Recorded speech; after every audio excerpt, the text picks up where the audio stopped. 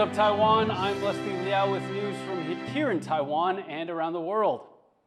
Some good news for Taiwan's workers who will soon get a few more public holidays each year. The announcement was welcomed by some workers in Taipei, but as Cadence Quaranta reports, the choice of holiday has also stirred up some debate. Taiwan can have a pretty intense work culture. People here work between 10 to 20% more than people in Europe and North America. So many will be happy to know about a new law that just passed that will give workers more days off. The bill adds 4 extra public holidays every year and extends Labor Day to public sector employees who previously didn't get that day off. Those holidays include the day before Lunar New Year's Eve, Confucius's birthday, Constitution Day, and Retrocession Day, which celebrates the end of Japanese rule in Taiwan and its transfer to ROC control. These aren't new holidays, but ones that Taiwanese workers didn't previously get off.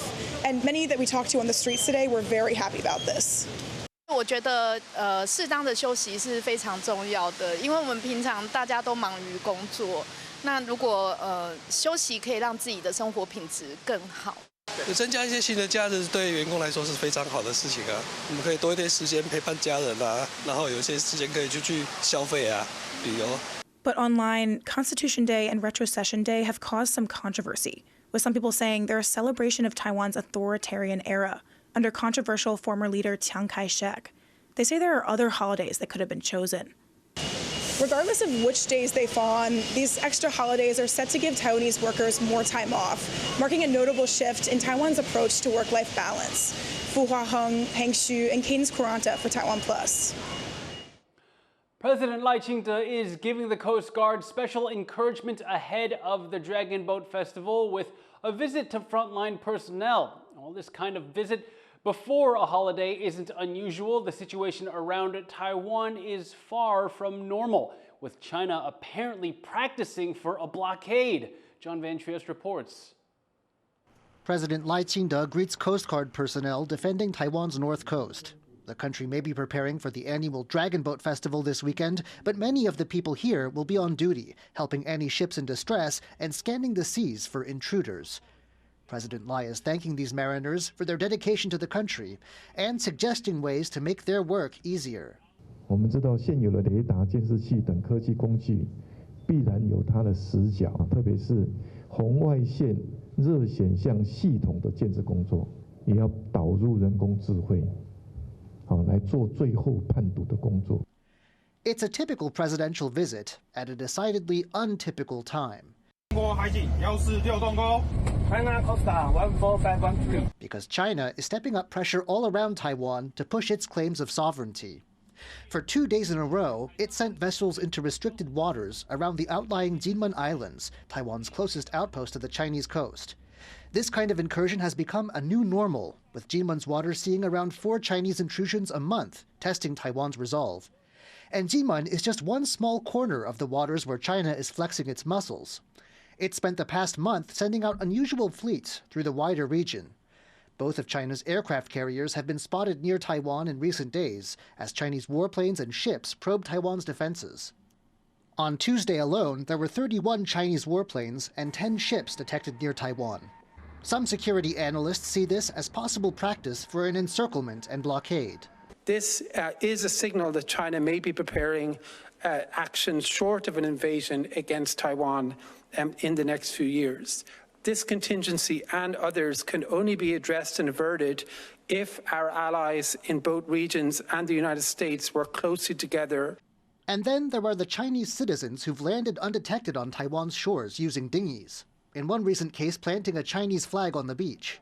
There have been 27 intrusions of this kind in the past 2 years that officials know about, and they suspect state backing. 这种分布很难用政治、经济、社会的条件，他们所有的配备都相当的模组化，所以我也曾经说过，我们不排除说是有系统性的操作，但是这一切都是我们在两岸灰色袭扰事件当中所需要做的防范措施。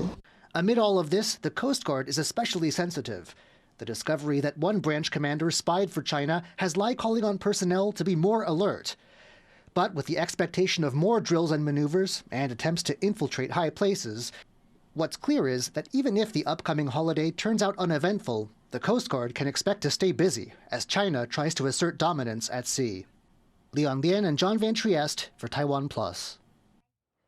Nearly 80% of Taiwanese people do not agree with Beijing's claim that Taiwan will eventually be part of China. That's according to a poll by the Mainland Affairs Council, which manages relations with China. The survey also found the majority of people disapprove of China demanding that other countries abide by its one China principle. Almost 70% of respondents said they're open to dialogue between the two sides as long as they're treated as equals. Many also agree with several of President Lai Ching-te's moves to combat what he calls Chinese influence and infiltration. U.S. chip company Nvidia has posted major first quarter revenues despite being caught in the middle of U.S.-China tech tensions. The company lost $8 billion in the China market because of U.S. restrictions. But as Chris Gorn reports, it's made up for that with big new deals in the Middle East. The world's leading chip designer and AI powerhouse Nvidia continues to bring in big money, despite losing significant business in China due to U.S. chip rules. The company reported revenue of $44.1 billion in the first quarter of 2025, beating analyst expectations. That's up 12% from the previous quarter and nearly 70% from a year ago. Investors had feared that U.S. export controls could shave off as much as $15 billion in China sales and unsold inventory. But on its earnings call, Nvidia said the hit would be closer to $8 billion, still significant, but far less than expected. And the company's stock was up 5% in after-hours trading. Analysts say Nvidia is making up ground through huge new AI infrastructure deals, notably in the Middle East. If you're looking for upside in Nvidia, it is more deals like this, more government sovereign deals for countries that can clearly afford it. The UAE deal is absolutely massive. The Saudi Arabia one is important. And on the call, we heard Jensen say that basically every country is coming to him wanting to build out AI. So we think that's going to continue. Nvidia also recently announced a new office complex will be built here in Taiwan, where many of their suppliers are located. And the company says it still plans to make products specifically for the Chinese market. So despite some setbacks, Nvidia's AI revenue engine shows no signs of slowing down. Luffy Lee and Chris Gorin for TaiwanPlus. A South Korean Navy patrol plane has crashed into a mountainside near the southeastern city of Pohang. Officials confirmed that all 4 people on board died in the crash, which occurred about 6 minutes after takeoff. No civilian casualties have been reported. Authorities are investigating the cause of the crash. A Buddhist ceremony performed by Thailand's Chinese community is meant to help the unclaimed dead find peace. As Miriam Brunner reports, the tradition shows how integrated this community has become within broader Thai society. A warning that this report contains images of human remains. This is Shokoku, the recycling of the abandoned bones, a Buddhist ritual performed by Thais of Chinese descent. It is organized every once in a while and can last over a week. The ritual is essentially a funeral for those whose families could not be located or did not come forward after they died. If these people still haven't been cremated, they are considered spirits without location. They might suffer and can't be reincarnated. The Chinese make up around 10 to 12% of Thailand's population and have intermingled with ethnic Thais for centuries. This ritual highlights how deeply integrated the ethnic Chinese community is within Thai society. Thai hospitals provide the bodies to the Chinese Thai community, who in turn offer a dignified farewell and spiritual peace to those who would otherwise have no one to fulfill the duties of filial piety. The final step is the cremation of the around 600 remains, as Buddhists believe that a soul is trapped between 2 worlds until its body is cremated. This ritual ceremony would not be possible without volunteers. Participants of varying ages and backgrounds come together to help, each for a different reason. Pimchi Sorndad is a 55-year-old shopkeeper who started volunteering at the age of 17. There is no reason. My heart tells me to go. I just want to help them. Whenever there's an event like this, I just want to be there. Other volunteers, like the 63-year-old Titiwat Pon Piraksakun, are driven by deeply personal experiences. Before I became a volunteer, I experienced a life-changing bus accident with many of my relatives there in the bus. Only the driver died, but it was a starting point for me to help people who died from road accidents. The ceremony shows the collaborative relationship between the Chinese Thai community and local Thais. Both are united by their shared beliefs to garner merit and embrace their compassion for the dead. Eason Chen and Miriam Brunner for TaiwanPlus. Taiwan and Palau share more than strong diplomatic ties. They also share a mutual love for baseball. As a demonstration of how deep this love for the game goes, the Palauan national baseball team recently came to Taiwan to train for an upcoming competition. A friendly game of baseball on a sunny afternoon in Taiwan's Taoyuan. The National Taiwan Sport University's school team faces off against a special away team, Palau's national squad. Palau, a Pacific island nation and one of Taiwan's 12 diplomatic allies, has sent its players here to sharpen their baseball skills. Taiwan has solidified its place as a baseball powerhouse after winning the Premier 12 tournament last November.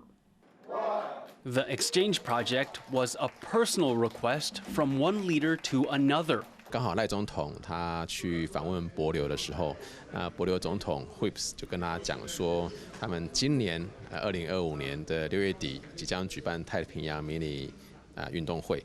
那他们过去呢都只能拿到银牌跟铜牌，最大的对手都是关岛。